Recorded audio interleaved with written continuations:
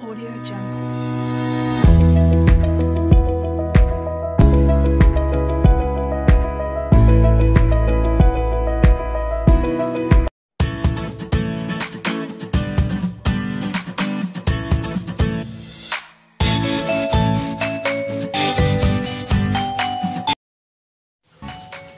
Assalamualaikum warahmatullahi wabarakatuh. Perkenalkan, kami dari kelompok 2.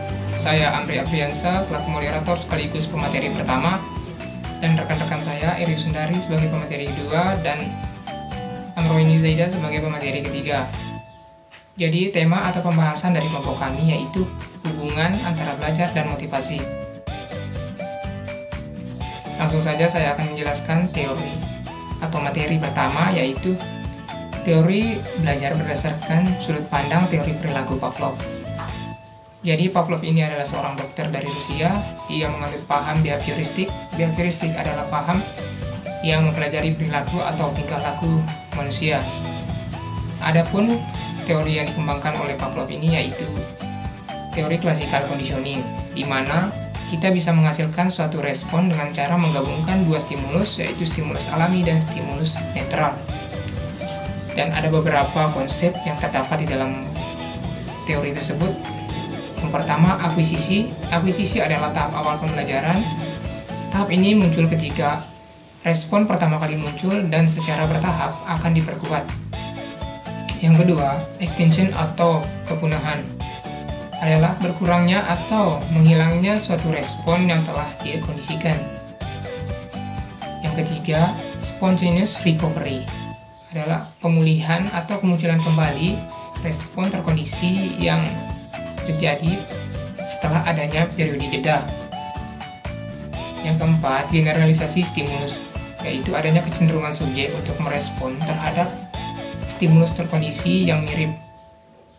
Yang kelima, diskriminasi stimulus, yaitu adanya kemampuan untuk membedakan antara stimulus terkondisi dengan stimulus lain yang belum dipasangkan dengan stimulus tak terkondisi. Ya, itu saja materi yang dapat saya sampaikan. Selanjutnya saya akan beri kesempatan untuk pemateri kedua dan pemateri ketiga untuk menjelaskan materinya.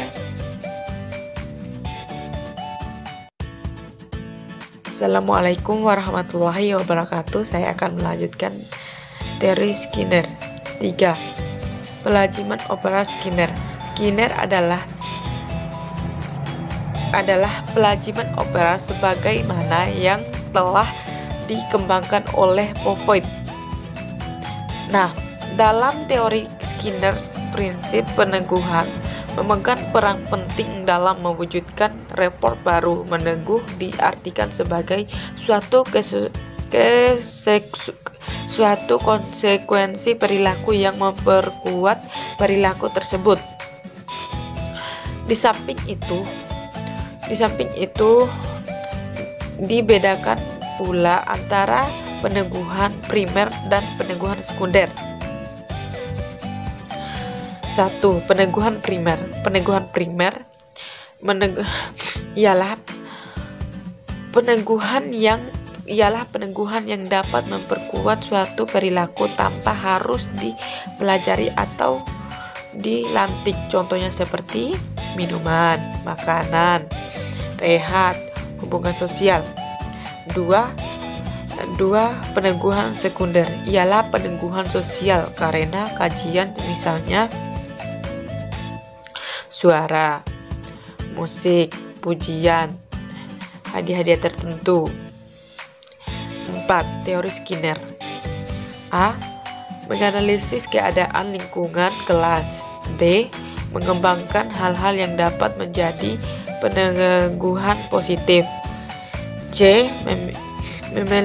Memilih perilaku pembelajaran yang akan diterapkan dalam kelas. D. Menerapkan perilaku pembelajaran dengan memberikan pengendalian untuk mencatat dan menyesuaikan kalau diperlukan.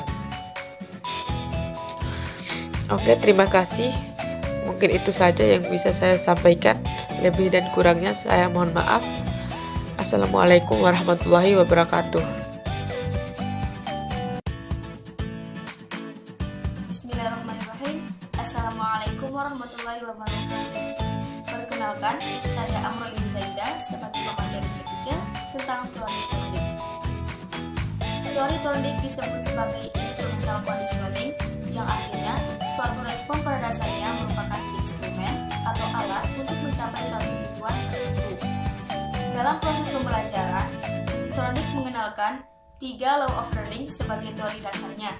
Di antaranya, yang pertama, law of effect atau hukum hasil yang menyatakan bahwa hubungan antara rangsangan dan perilaku akan menjadi kokoh apabila terdapat kepuasan dan akan menjadi lemah apabila terdapat ketidakpuasan. Yang kedua, law of exercise, yaitu hukum latihan yang menyatakan bahwa hubungan antara rangsangan dan perilaku akan menjadi kokoh apabila sering dilakukan latihan. Yang ketiga, law of readiness atau hukum kesiapan yang menyatakan bahwa hubungan antara rangsangan dan perilaku akan menjadi kokoh apabila disertai dengan kesiapan individu. Baik terkait dengan proses pembelajaran, Thorndike menambahkan 5 hukum lagi yang disebut dengan hukum-hukum minor.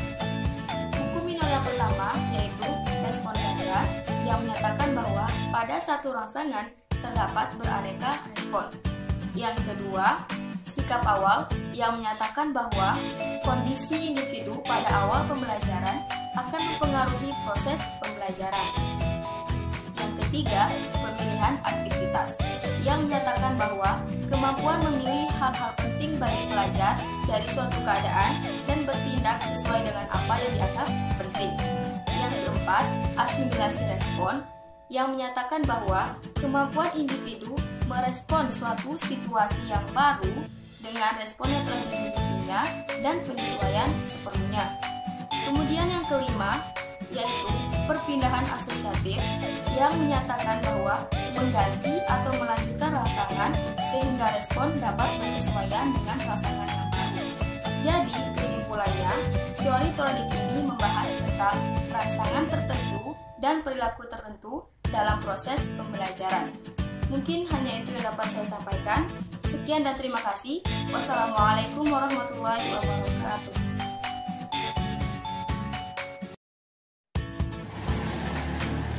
Nah, itulah tadi pembahasan materi dari kelompok kami. Apabila ada yang kurang jelas atau ingin ditanyakan, saya persilahkan untuk bertanya. Tapi sebelumnya saya akan menutup video presentasi ini. Sekian, wassalamualaikum warahmatullahi wabarakatuh.